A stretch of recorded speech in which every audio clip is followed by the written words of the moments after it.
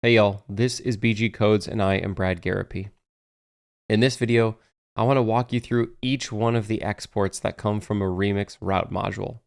Back when I was learning Remix, this was a little confusing, so I want to explain each of these to you the way I understand it so that you can build apps with Remix with no problem.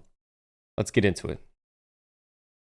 So these are some of the exports that you can have in a Remix route module. These are the most common ones and the ones I use most often. And this is actually how I order my file and functions. So at the top, I use a meta function. This is for things like a title or SEO tags. Next is a links function. You can pull in images, CSS, JavaScript, anything you'd like there.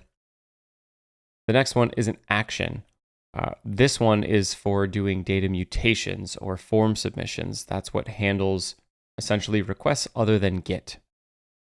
The loader function is what loads data for each route.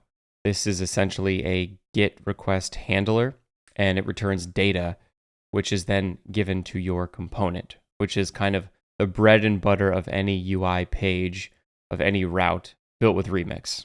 This is where you write your JSX, you do all your React stuff, and display the data.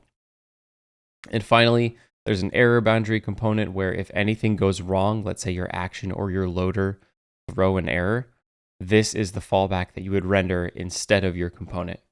So we're going to jump into some code and actually see how this works. So this is a basic Remix application. It's my Remix starter.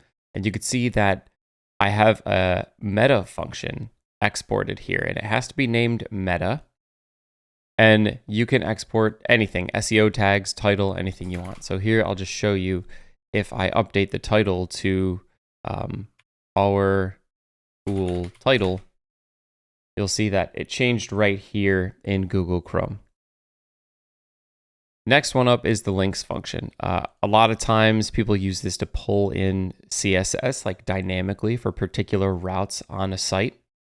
So I just whipped up like a funny example here of like, what if you wanted to put a 1 pixel red border around everything like you were debugging? And so you can pull that in or not. This can load in pretty much anything you want to your website. Next up is the action and the loader. Now these two functions run on your server. This is a node function essentially.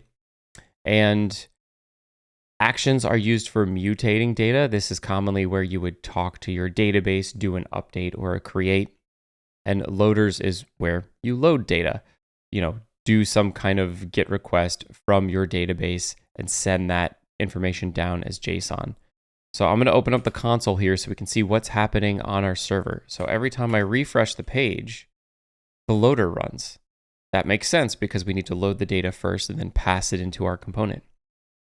And then this button I wired up as a form method, which will call our action. So anytime you click this button, the action will get run. So imagine that this was a form submitting to your server, updating something in your database, and then when that's completed, it redirects back home. And then of course you've got the main component default export in this file. That is what renders the UI. Typically, this is where you write your React, your JSX, you do any use states or use effects that you need. And this is kind of the bread and butter for any web application. And then down here at the bottom, if something happened to go wrong, this error boundary would render. So let's change this action to actually throw an error instead of redirecting successfully. And so now when I click this button, something went wrong. You can see in our console, we actually had an error. Something went wrong. The error boundary triggered and rendered this fallback instead. Now, what's cool about Remix is that you don't actually have to render a UI at all. Here's another example, very simple, only an action and a loader.